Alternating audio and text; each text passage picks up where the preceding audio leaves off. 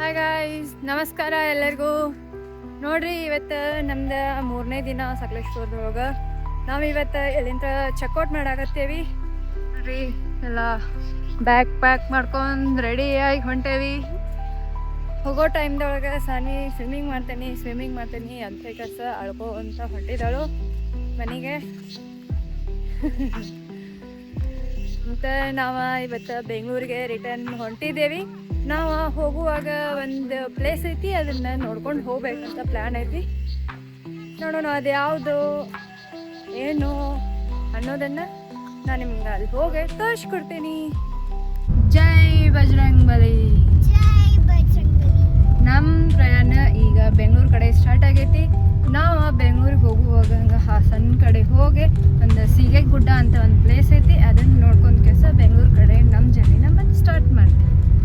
ಇಲ್ಲಿಂದ ಸೀಗೆ ಗುಡ್ಡ 53 ಕಿಲೋಮೀಟರ್ ಐತಿ. ಇಲ್ಲಿಂದ ಚಲೋ ಅನ್ಸಾಕತ್ತೈತಿ, ಎಲ್ಲ ಕಾಡು ನಡು ಹೋಗೋದು ನನಗಂತೂ. ನಾವು ಬುಕ್ ಮಾಡ್ಕೊಂಡಿರೋ ರೆಸಾರ್ಟ್ದೊಳಗೆ ನಾವಿರೋ ಅಷ್ಟಿನ ನಮ್ಗೆ ಚಲೋ ಸರ್ವಿಸ್ ಕೊಟ್ಟರು. ಮತ್ತು ಅಲ್ಲಿ ಇದ್ದಿದ್ದು ಹುಡುಗರನ್ನು ಚಲೋ ಇದ್ರು, ನಮ್ಮ ಜೋಡಿ ಚಲೋ ತೆಗಿ ನಡ್ಕೊಂಡ್ರು, ಚಲೋ ಸರ್ವಿಸ್ ಕೊಟ್ಟರು. ಅಲ್ಲಿ ಊಟ ನಾಷ್ಟನೂ ಭಾಳ ಚಲೋ ಇತ್ತು. ಅದು ನಾವು ಎಲ್ಲಿ ಹೋಗಬೇಕು ಏನು ಮಾಡಬೇಕು ಅನ್ನೋದನ್ನು ನಮ್ಗೆ ಹೇಳ್ತಿದ್ರು.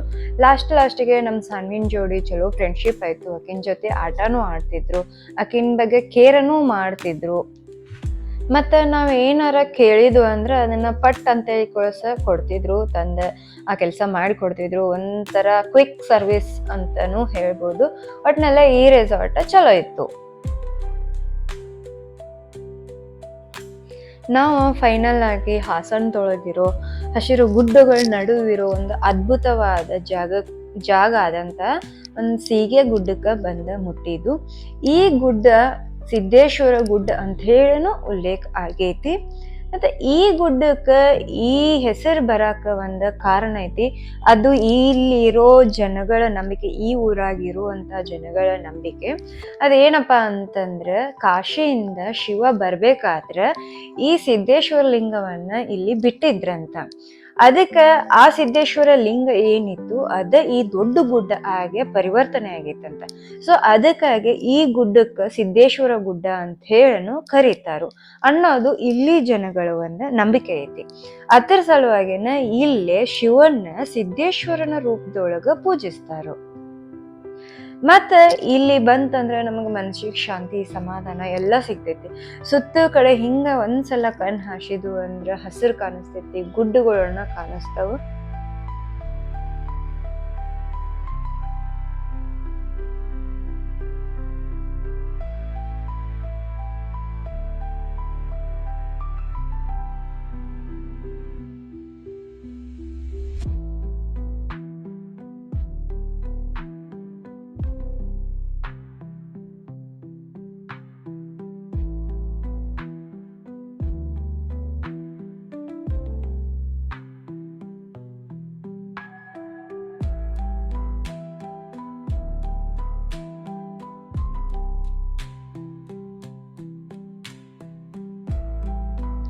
ಹಂಗೆ ನಾವಿಲ್ಲೆಲ್ಲ ಅಡ್ಡಾಡಿ ದೇವರ ದರ್ಶನ ಮಾಡ್ಕೊಂಡು ಇಲ್ಲಿಂದ ಹೋಗ್ಬೇಕಂದ್ರೆ ಮಧ್ಯಾಹ್ನ 1:30 ಆಗಿತ್ತು.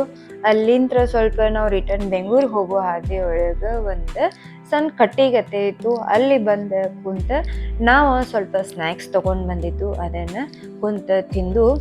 ಮತ್ತು ನಾವು ಅಲ್ಲಿ ಯಾವುದೂ ಪ್ಲಾಸ್ಟಿಕ್ಕನ್ನು ಒಗಿಲಿಲ್ಲ.